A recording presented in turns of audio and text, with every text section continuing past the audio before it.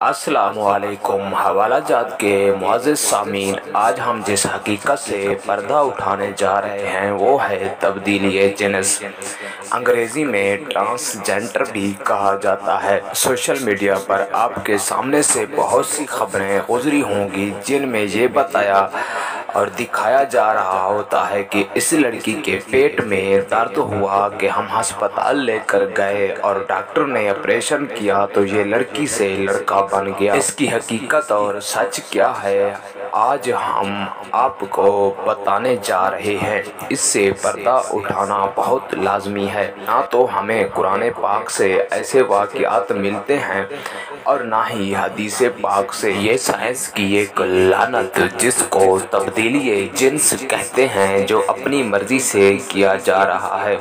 اس وقت پوری دنیا خصوصاً مغربی ممالک میں بہت سے افراد تبدیلی جنس یعنی عورت سے مرد اور مرد سے عورت بننے کا ذریعہ جنسی تسکین کو اپنا رہے ہیں، اور دن بہ دن یہ ناپاک کوشش اور جذبہ فطرت الہی کے متصادم بڑھتا جا رہا ہے۔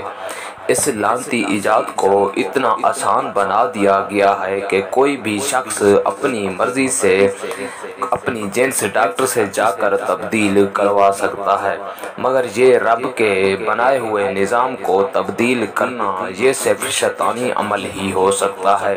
مگر یہ ظاہری تبدیلی تو لا سکتے ہیں مگر فطری نہیں۔ یہ سب کچھ بھی میں آگے آپ کو بتاؤں گا۔ اس غلیظ کام کو کس طرح سے سرے انجام تک پہنچایا جاتا ہے یہ بھی آپ کو میں بتاتا ہوں۔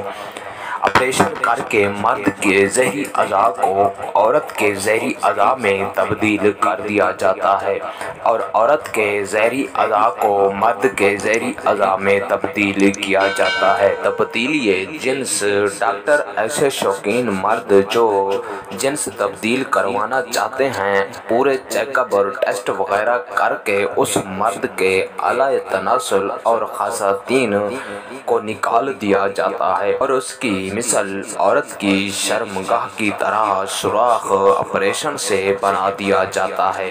پھر دوائیوں کے ذریعے مرد کے جسم میں عورت کے ہارمون ایسی آمیزش جو دوران خون کے ذریعے جسم کے سیال مادوں میں تحلیل ہو کر افعال اعضاء سبب بنتی ہے، جس کی وجہ سے سینے پر ابھار پیدا ہو جاتی ہے اور آواز چال ڈھال عورت کی طرح ہو جاتی ہے۔ اگر عورت اپنی جنسی تبدیلی چاہتی ہے تو ڈاکٹر سے آپریشن کے ذریعے اس کے سینے کے ابھار، رحم وغیرہ کو ختم کر دیا جاتا ہے اور بچے دانی کے سوراخ کو بند کر دیا جاتا ہے اور جدید ٹیکنالوجی کے ذریعے مرد کے اعلیٰ تناسل کی ممالس ایک مصنوعی آلہ عورت کی شرمگاہ کی جگہ لگا دیا جاتا ہے، جس کے ذریعے اگرچہ اس کے اندر جمع کرنے کی صلاحیت پیدا تو ہو جاتی ہے مگر اس سے مادہ منوع کا خارج ہونا اور حمل ٹھہرنا اس کے کوئی امکان نہیں ہوتے، مگر ہارمون ڈالنے سے اس کی چال ڈھال اور اس کے جسم پر بال اگنا شروع ہو جاتے ہیں۔ رب تعالیٰ نے جس کی تخلیق کر دی ہے چاہے وہ مرد ہے یا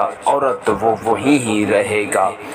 ظاہری بناوٹ چاہے جو بھی ہو جائے اس کا شمار اگر مرد ہے تو مرد ہی رہے گا، اگر وہ عورت ہے تو عورت ہی رہے گا۔